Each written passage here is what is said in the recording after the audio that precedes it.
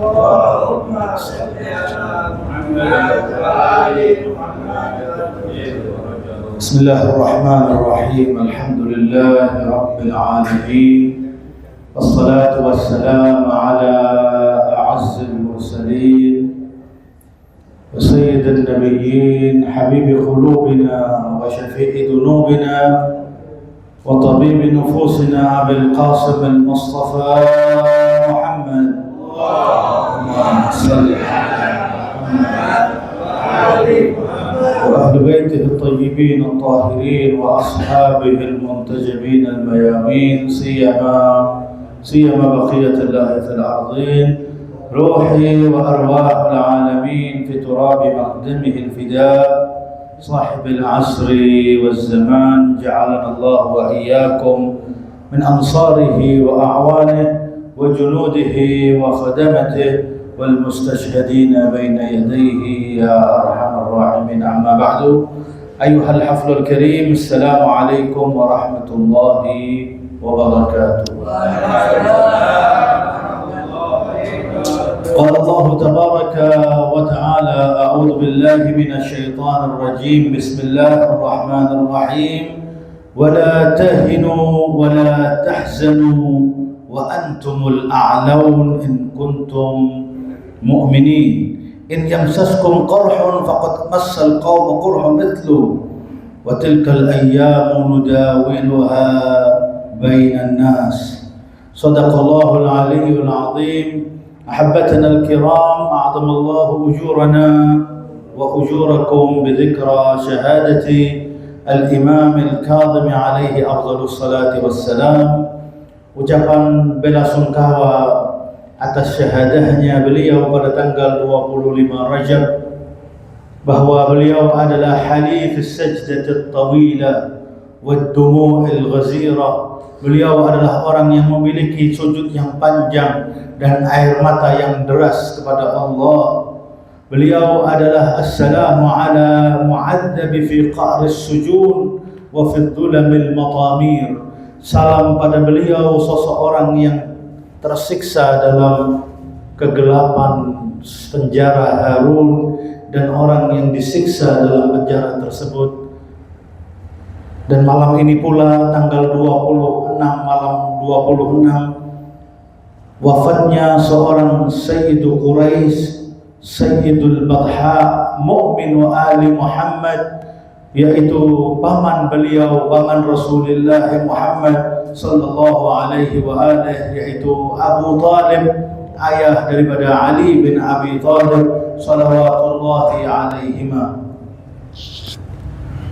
Sallu ala Muhammad wa ali Muhammad. Allahumma salli ala Muhammad wa ali Muhammad.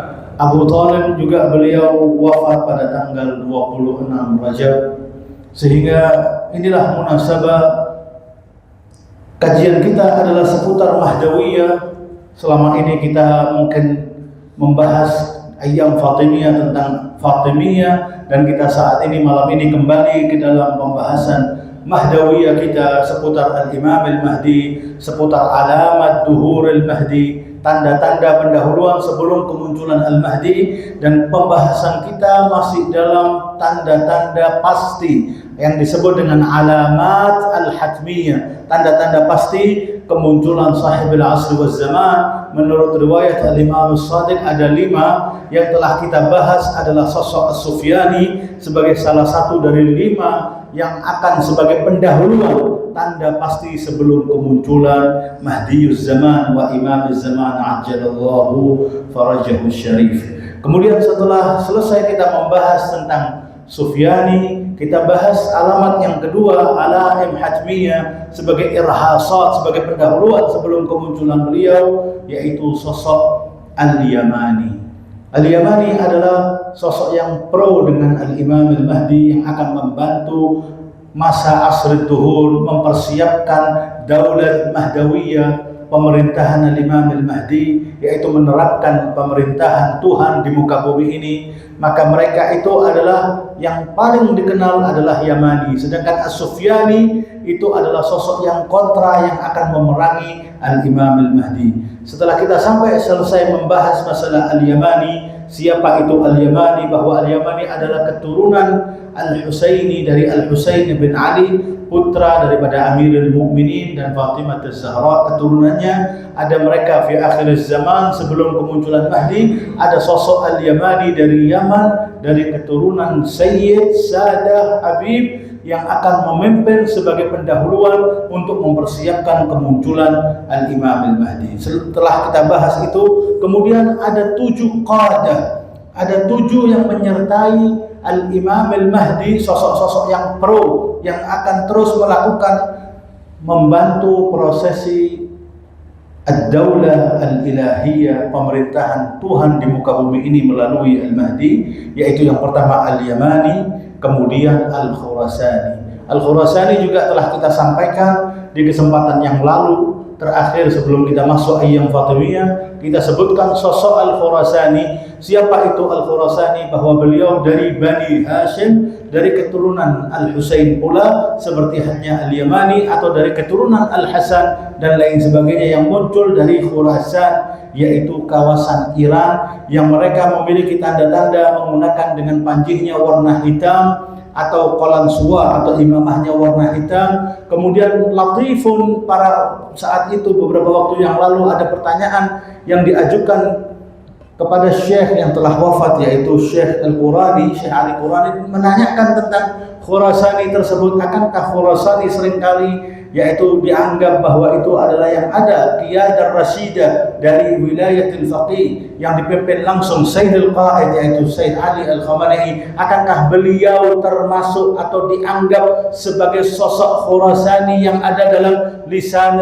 riwayat? Apa jawabannya Syekh Al-Qurani? Beliau mengatakan, kalau kita memastikan, kita tidak boleh memastikan hal tersebut, sehingga itu masuk daripada taukid, masuk daripada memberikan waktu kemunculan Al-Mahdi. Kalau sudah ada Khurasani, Khurasani itu akan muncul 6 bulan sebelum Al-Imam Al-Mahdi. Seringkali kita sampaikan di kajian Mahdawiyah ini bahwasanya mereka ini, sosok qadah ini, pemerintahan atau panglima-panglima, jenderal-jenderal yang akan muncul sebagai pendahuluan sebelum munculnya Al-Qaimi Ali Muhammad, yaitu min wuldi Fatimah. Mereka itu semuanya keluar fi sanatin wahidah, fi syahrin wahid, fi yaumin wahid, kafirasai rihan. Semua berjalan bercepat, waktunya keluarnya bersamaan, yaitu sama-sama di bulan Rajab.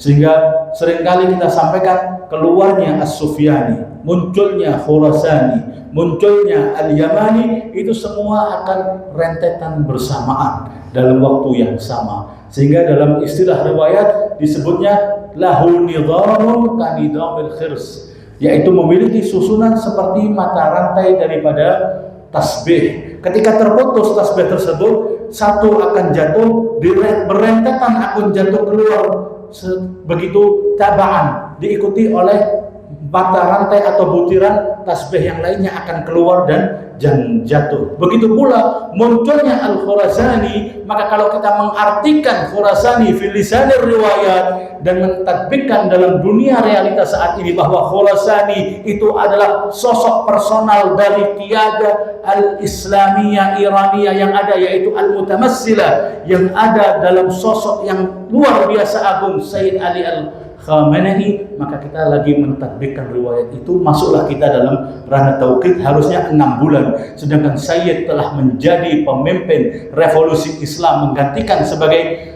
pendahulunya Al-Imam Al-Khomeini 37 tahun.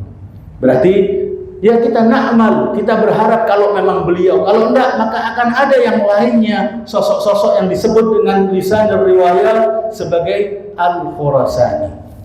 Kita pula selesai membahas Al-Khurasani. Kemudian malam ini kita akan mengkaji tentang Syu'aib ibn Saleh At-Tamimi, yang biasa dikenal dengan Samarqandi, yang pernah kita sampaikan, yaitu Asmarqandi. Kebanyakan para aulia etis awali songo itu kembalinya kepada Ibrahim Asmarqandi atau Samarqandi. Nah ini nanti di akhir, sebelum masa kemunculan Al-Mahdi, akan muncul Syu'aib ibn Saleh, kemudian Al-Hasani Al-Hashimi, kemudian sahabi Mesir, kemudian Al-Hasani Al-Idrisi, Syarif Al-Hasani Al-Idrisi, dan yang terakhir As-Sabi', 7 pemimpin yang terakhir, yaitu yang kemarin kita sebutnya dengan Al-Jawi, sosok yang mungkin ada dari kawasan Asia, yaitu yang ada mungkin di Indonesia sebagai lapisan Islam terbesar di antara Asia, sebagai Muslim terbesar, masyarakat penduduk terbesar yaitu Nusantara. Jangan-jangan yang 7 itu adalah dari kawasan Indonesia sebagai perwakilan delegasi tertinggi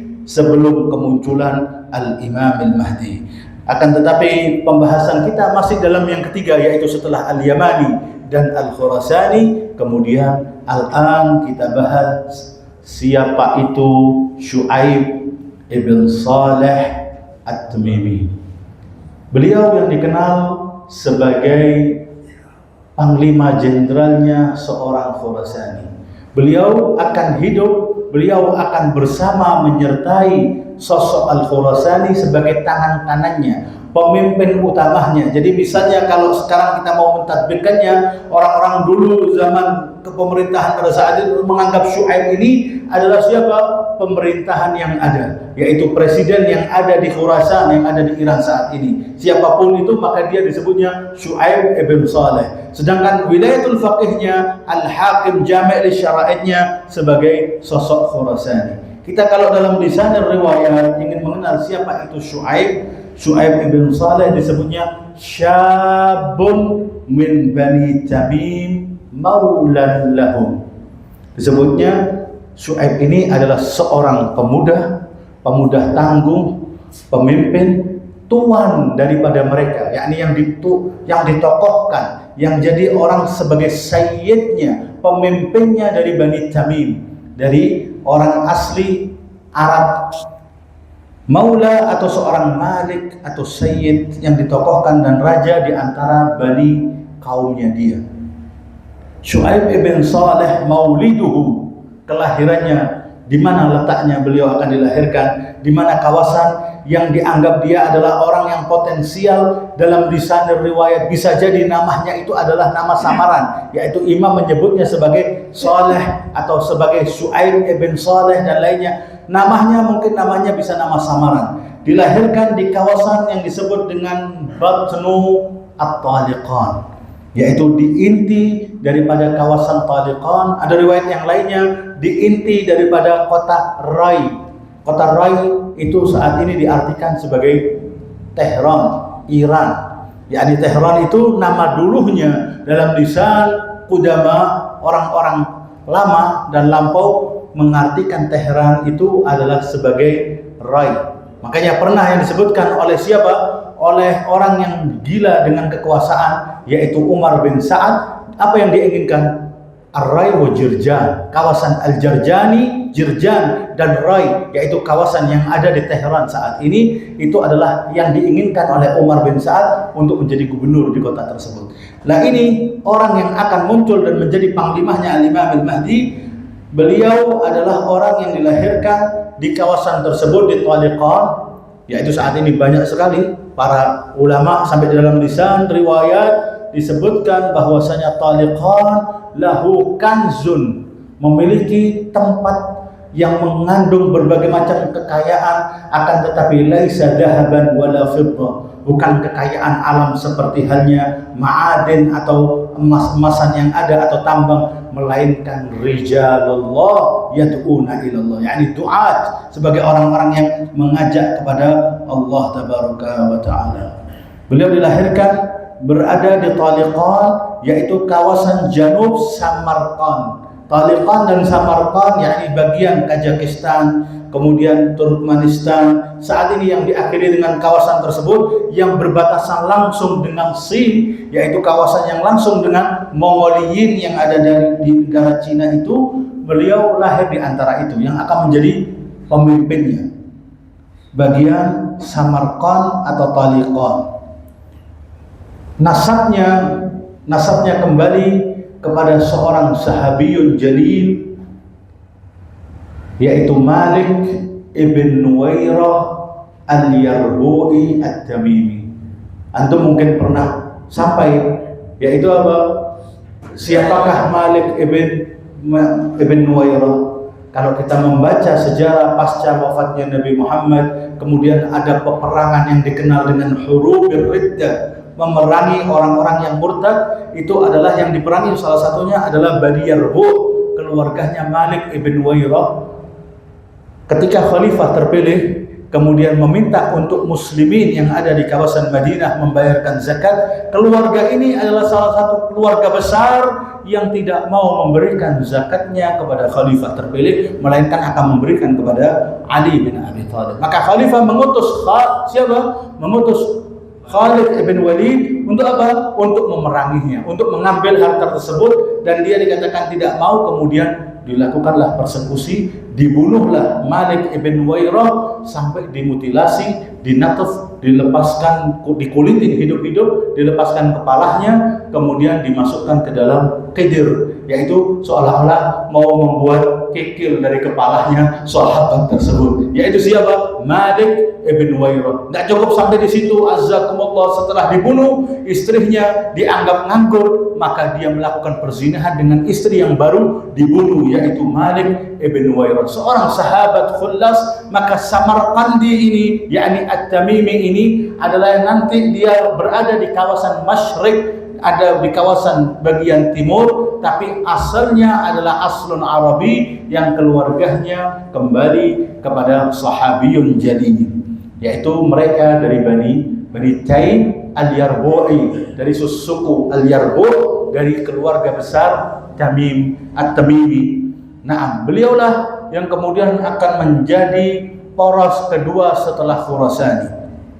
Bahkan disebutkan bahwa beliau itu ciri-ciri tubuhnya, Syu'aib ibn Saleh, beliau adalah orang yang memiliki wajah putih, kekuningan, asfarul laun, yaitu warnanya pucat putih, kemudian qalilul lihyah, karena dengan Mongoliyin, dengan Sin, dengan Samarkand, yang memang mereka kawasannya biasanya kulitnya putih, tapi putihnya bukan putih yang dengan merah, tapi agak kepucatan, kekuningan. Wa qalilul lihyah, lihyahnya tidak seperti Iraniyin, Khurasaniyin yang kasiful lihyah, yang lebat lihyahnya. Akan tetapi ciri-cirinya Syu'aib ibn Saleh itu adalah dia hanya memiliki beberapa jenggot yang tidak terlalu tebal. Yattasifu Syu'aib dikenal dengan subut, orang yang tetap kekal, tetap tangguh dalam semua yang ada di hadapannya, dengan berbagai macam tantangan yang ada. Kemudian dia akan menguasai bagian Syarqil Awsat, yakni Syarqil Awsat, bagian Pakistan, Afghanistan, wal Faris, wal Iraq, sampai munculnya Al-Imam Al-Mahdi, dan dia tetap akan menjadi sosok yang bersama Al-Imam Al-Mahdi untuk bagian kawasan Asia Tengah, yaitu semuanya sampai India dan Pakistan yang berbatasan langsung dengan Cina.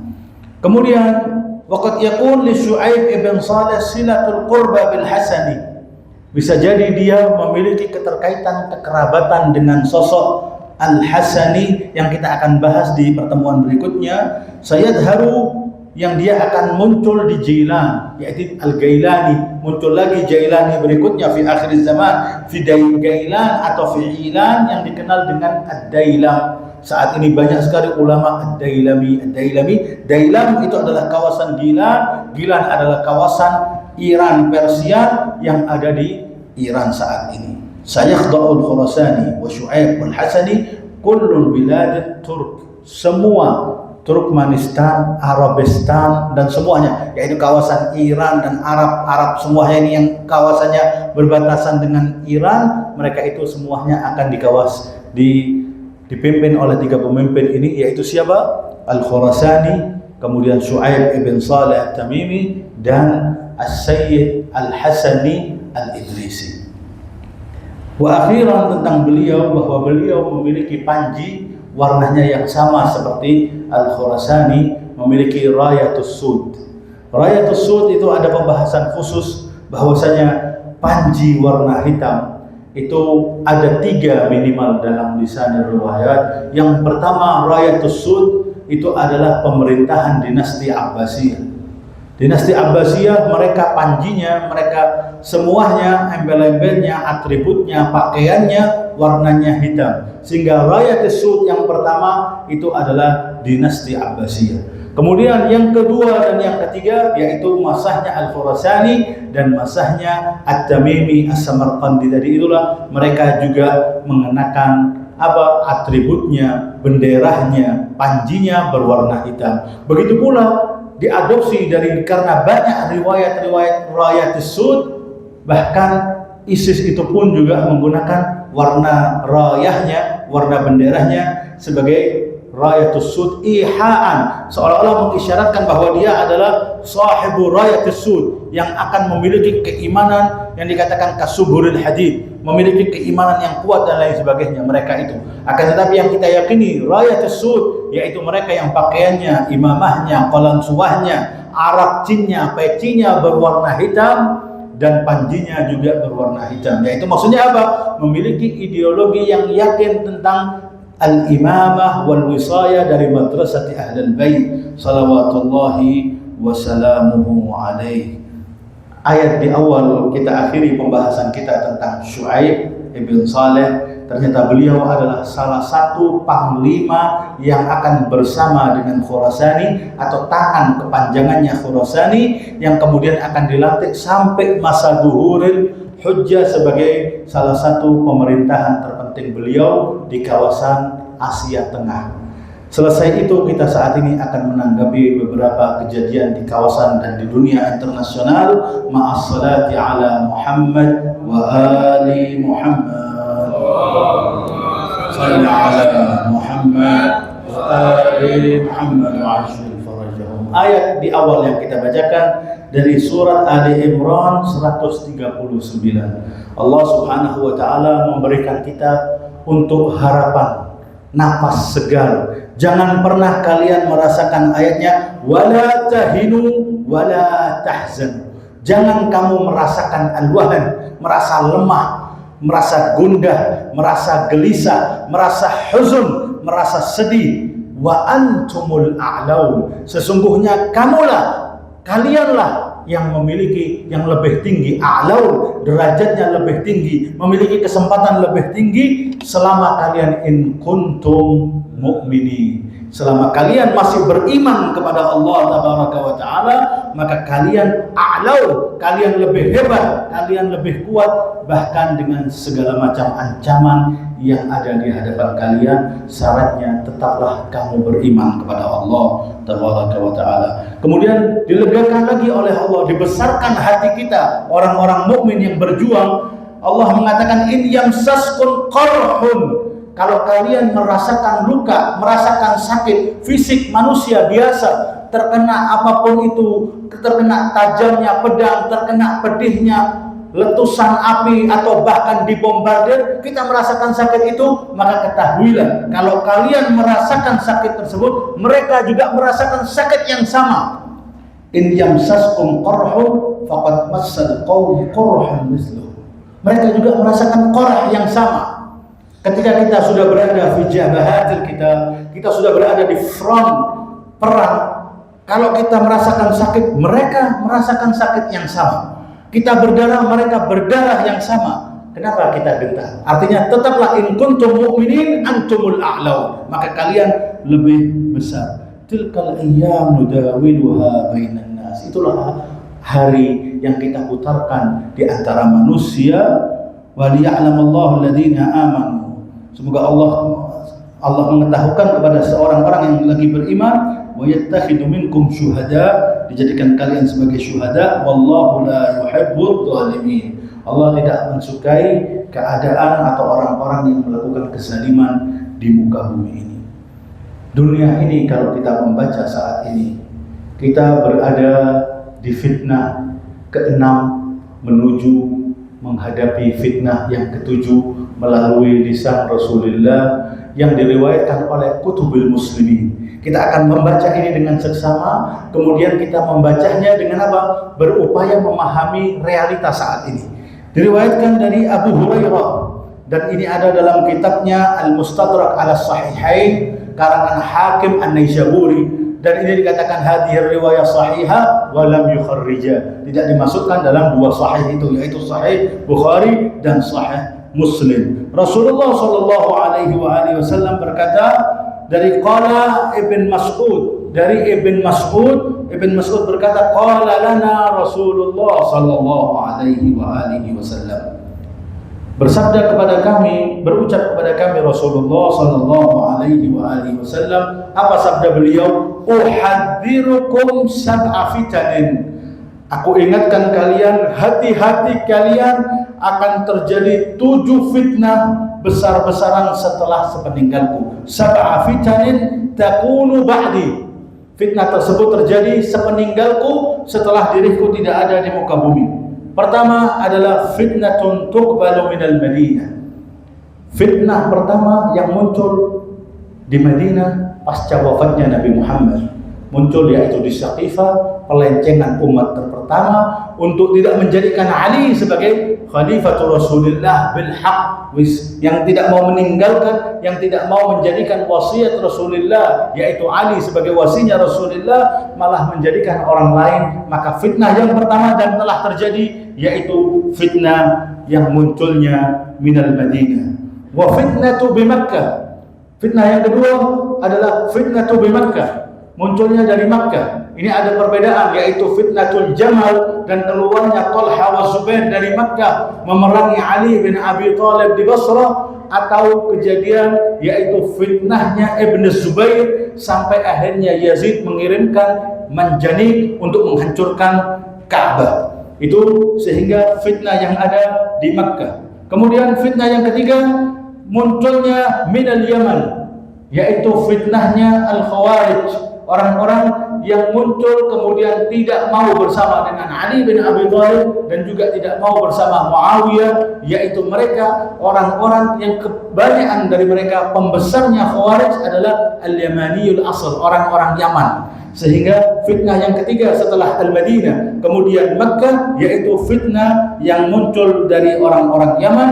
Kemudian yang keempat, fitnah tuqbalu minasyam, fitnah setelah dari orang Yaman yaitu Khawarij Al-Yamaniyin yang kemudian tidak mau bersama Ali dan Muawiyah, yaitu orang-orang Khawarij. Yang kemudian berikutnya yang keempat adalah fitnah dari Syam, yaitu fitnahnya Bani Umayyah, yaitu fitnahnya Muawiyah melakukan semua fitnah sampai masa pemerintahan mereka 1000 syahr, 1000 bulan, dan terbunuh di situ yaitu siapa? Ali bin Abi Thalib. Kemudian terbunuh pula di situ yaitu Waqi'atul Kubra, kejadian besar pembunuhan Al-Husaini alaihi salam Yauma Asyura tahun 61. Semuanya itu masuk dalam fitnah yang diawali dari Syam, yaitu pemerintahan yang didirikan oleh Muawiyah ibn Abi Sufyan. Kemudian fitnah yang berikutnya yang kelima adalah fitnatun tuqbalu minal masyriq, munculnya dari masyriq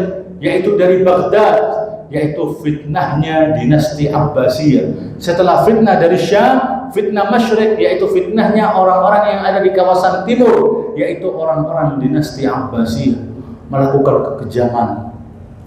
Masa pemerintahannya berabad-abad, pembunuhan sampai juga membunuh Al-Imam Sahib Dzikra hadhil Lailah, Al-Imam Al-Kadhim dan Sada, dan semuanya itu adalah fitnah yang muncul dari masyriq dinasti Abbasiyah. Kemudian kita lagi berada dalam fitnah yang keenam, wa fitnatun tuqbalu minal maghrib, dan fitnah dari maghrib, dari barat. Yaitu maksudnya apa? Dari kawasan Eropa, perang dunia pertama 1917, perang dunia kedua 1939, di akhir-akhir kemudian 1940 sampai 1945 perang dunia kedua, dan kita terus masih dalam fitnah yang keenam ini.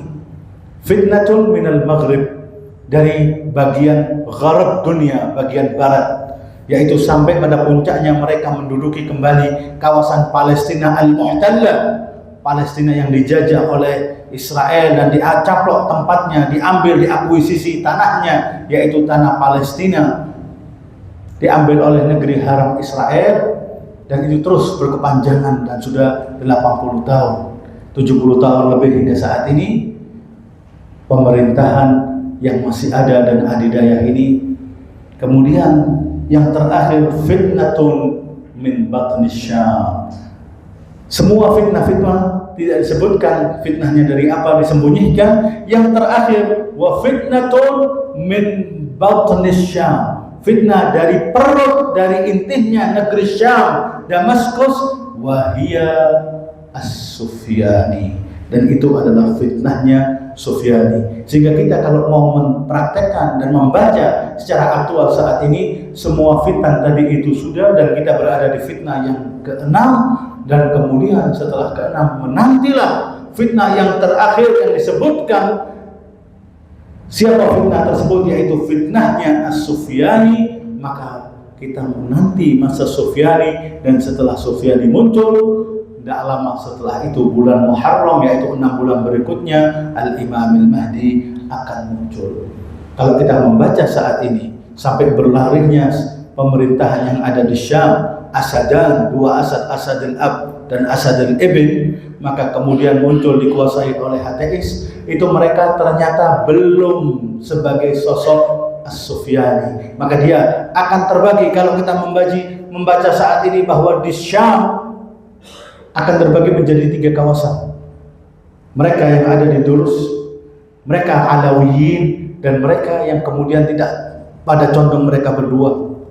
Di Iran juga akan dibagi, di Irak juga akan dibagi, dan begitu seterusnya. Kita membaca saat ini di Eropa bagaimana apa yang dilakukan oleh presiden setan besar, yaitu Trump, melakukan tindakan melanggar semua kebijakan internasional, hukum internasional. Semuanya diinjak-injak, melakukan eksploitasi, melakukan apa yang dilakukan kepada pemerintahan Venezuela, mengambil dengan elit pemerintahannya, yaitu presidennya, ditangkap, dibawa ke Washington, kemudian mengambil, mencaplok kekuasaan, yaitu apa kekayaan Venezuela sebagai Amerika Latin dimasukkan oleh tersebut. Dan saat ini apa yang dilakukan, gejolak yang ada di Eropa, bisa dibayangkan tiba-tiba Amerika menyebutkan dia akan mengambil Greenland yang diperebutkan antara Denmark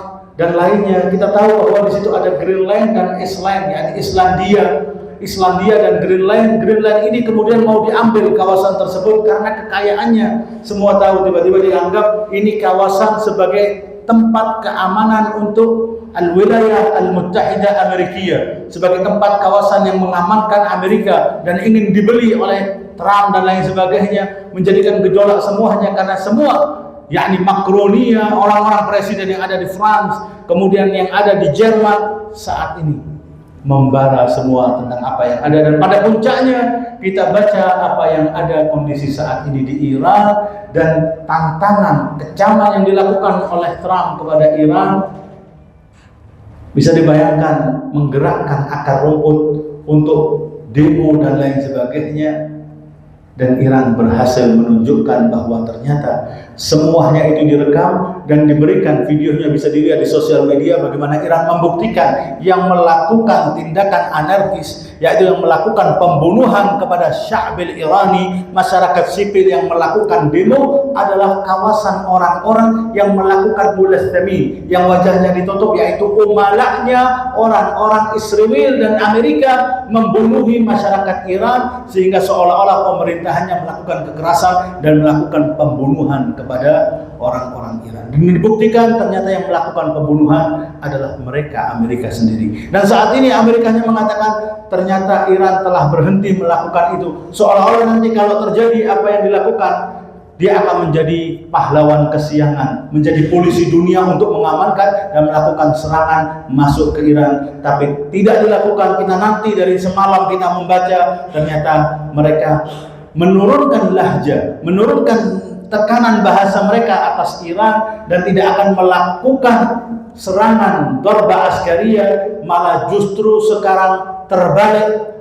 Apa yang ada di Iran saat ini menantang dan akan melakukan apa yang harus dilakukan, yaitu mengancam semua yang ada daripada kuwatil Amerikia yang ada di bagian Timur Tengah, yang ada di Qatar. Lebih dari 10.000 jundi Amerika diancam, seperti yang beberapa waktu lalu dilakukan ketika perang 12 hari yang lalu, membuktikan bahwa Iran survive. Bukan berarti kita mengatakan bahwa Iran saat ini memiliki kekuatan. Setidaknya untuk kita menyampaikan dalam dunia internasional bahwa Iran saat ini telah merubah keadaan tersebut yang mereka berjanji, dan mereka menantang, mereka mengancam akan melakukan serangan. Dan semoga doa kita di malam-malam seperti ini dan di malam-malam syahadahnya Al-Imam Al-Kadhim dan Sayyidul Badha, semoga Allah menjagakan sosok personal tersebut, yaitu sosok fil qimmah kepemimpinan wilayatul faqih, rahbar kita, pemimpin kita Sayyid Ali Al-Khamenei, dengan mengatakan Allahumma ja'alhu fi dar'ikal hasina allati taj'aluha fiha man turid. Ya Allah, jagakanlah beliau dalam penjagaanmu, semoga beliau diberikan kemenangan, keajaiban. Akan tetapi yang terbukti adalah Iran telah membuktikan, ternyata konferensi pers yang terakhir dia mengatakan ternyata Iran saat ini menuruti apa yang dikatakan, katanya Trump, menuruti apa anjuran dari Amerika dan tidak lagi melakukan pembunuhan kepada masyarakat sipil, sehingga kita tidak perlu melakukan serangan udara atau apapun kepada Iran. Dan juga yang lebih memalukan lagi dari Washington, kita lihat beberapa menit sebelum saya maju dan duduk di hadapan antum, sosok yang akan dijadikan, yang diidolakan akan mengkudeta, yang akan membuat chaos dan menjadikan pemimpin setelah ini, yaitu anaknya Muhammad Reza, namanya Reza Pahlavi, di Washington memberikan sikap bahwa kalau ini kemudian khayalan, imajinasi yang dia inginkan, kalau sampailah sama Allah kemudian ini runtuh pemerintahan yang ada, kemudian dia langsung memberikan sikap lihat bahwa dia adalah anaknya bin Talabun yang telah menyusul dengan Amerika dan Israel. Pertama kali kita akan menghentikan semua yang ada daripada kilang uranium dan apapun yang bentuknya sebagai ancaman untuk Amerika dan Israel, menghentikan nuklir dan semuanya. Kita akan melakukan tatbik normalisasi kepada Amerika dan Israel. Kita akan membangun kepada dunia Arab semuanya dan negeri-negeri yang ada di sampingnya. Artinya apa? Begitu saya menguasai dan runtuh ini, saya akan melakukan sama persis yang dilakukan oleh mereka, orang-orang Arab. Bisa dibayangkan orang Arab saat ini kalau kita membaca peperangan yang ada, semuanya membara. Baik yang ada di barat, baik yang ada di Gharb wa Syarq, bagian barat dan bagian timur. Bagian timur tadi kita ceritakan bagaimana Syam saat ini membara, di Yaman bagaimana mereka saat ini, bahkan di Hadramut. Pertikaian yang sebelumnya adalah telah dicaplok kawasan tersebut, diakuisisi oleh Muhammad ibn Salman dari kerajaan Saudi. Kemudian tiba-tiba datang Muhammad ibn Zayed ingin menguasai kawasan Hadramut. Pertikaian tersebut dan Hadramiyin, apa yang dilakukan? Masya Allah, Khatmul Bukhari, khataman Bukhari di bulan Rajab. Masya Allah, itu yang mereka lakukan, yaitu tidak ada rasa nasionalisme sama sekali, bahwa negaranya lagi diobok-obok dengan negeri lain, orang eksternal Hadramut yang ada di Yaman. Mereka tidak meminta bantuan atau sekedar mengatakan kepada siapa? Kepada yang ada daripada Housiyin untuk melakukan pengamanan Hadramut. Di Gaza saat ini memanas semuanya, meminta untuk genjatan senjata dan terus diberikan berbagai macam syarat, harus mengembalikan tawanan dan lainnya, belum terjadi apapun dan membara. Tidakkah ini menjadikan akhir masa transisi kita dari fitnah yang ke-6 menuju ke fitnah yang ke-7, yaitu fitnah yang ke-6 dari barat, terjadinya peperangan, perang dunia pertama dan perang dunia kedua.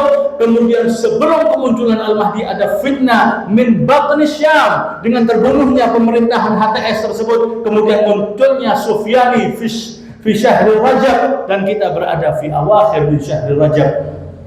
Lagi-lagi bahwa apapun yang ada di hadapan kita membacanya dengan penuh kegelisahan. Lalu bagaimana sikap kita?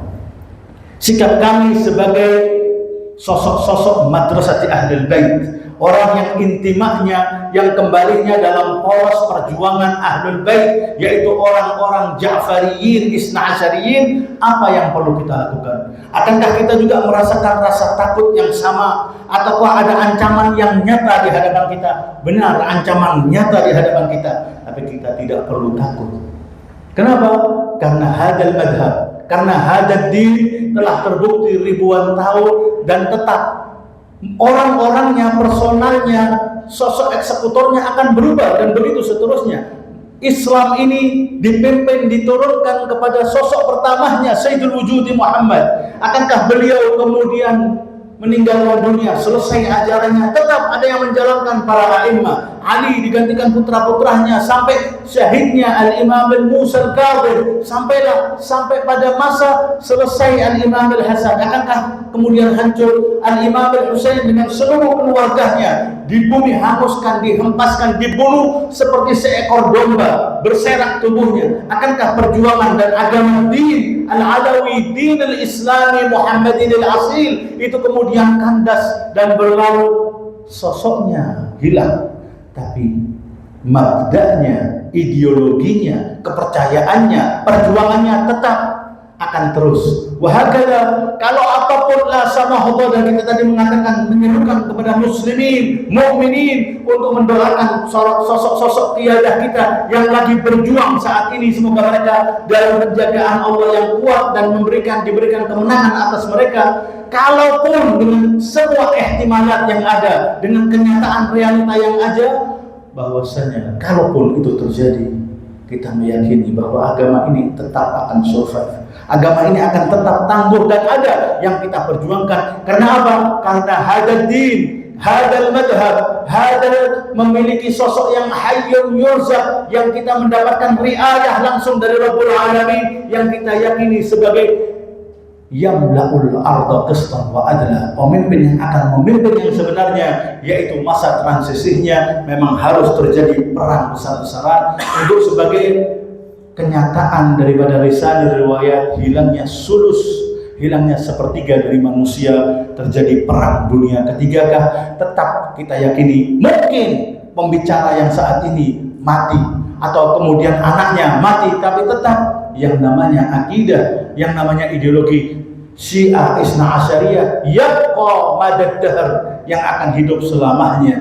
Jadi kalaupun apapun yang ada sebagai menegarkan diri kita, kita selalu menukil ucapan tersebut yang dalam lisannya seorang pergerakan besar, yaitu sosok yang telah mencapai kemenangan demi kemenangan, yaitu pemimpin tertinggi, yaitu jenderal besarnya, sekretaris jenderal Hizbullah yang kemudian syahid membela Palestina, As-Sayyidul Aqdas Sayyid Hasan Nasrullah. Beliau syahid, tercurahkan darahnya, sudah ada pusaranya dan dikunjungi. Akankah kemudian Hizbullah kandas, pergerakan apa yang ada itu selesai? Beliaunya syahid, kemudian muncul penggantinya dan begitu seterusnya. Dan syahid itu juga pernah mengatakan kepada orang yang telah memperjuangkan dinu Muhammadin al-Asil, dinu Muhammadi al-Fatimi, al-Alawi, al-Hasani, al-Mahdawi, ini akan tetap ada dengan mengatakan beliau ucapannya yang khalidah, ucapannya yang akan tetap menjadi monumental. Apa ucapan tersebut? Kami orang-orang yang ada dalam pergerakan ini, yang memperjuangkan untuk sebagai tamhid duhurul mahdi ajjalallahu farajahu syarif, bahwa kalau kita mendapatkan kesyahidan itu kemenangan bagi kami. In istashhadna intasarna, kalau kami syahid kami menang, kalau kami menang itu adalah kemenangan yang nyata. Sehingga tidak ada kamus kalah dalam muqawamah, tidak ada kamus kandas dan gugur syahid. Bahkan pergerakan kami ini subur karena dima'is syuhada, karena darah-darah orang yang syahid. Dan kita mohon kepada Allah, Allahumma syarrifna an nanala syahada, untuk mendapatkan mengatakan syahid, memperjuangkan li'i'la'i kalimatillah, untuk berjuang bersama Alu Muhammad al-Mahdi al-Muntadhar ajjalallahu farajahu syarif, ja'alanallahu wa iyyakum min ansarihi wa a'wanih. Dan kita digabungkan sebagai pengikutnya, sebagai jundihnya Imam al-Mahdi. Hadza minni wa sallallahu ala Muhammad wa alihi at-tahirin. Assalamu alaikum warahmatullahi wabarakatuh. Waalaikumsalam warahmatullahi wabarakatuh.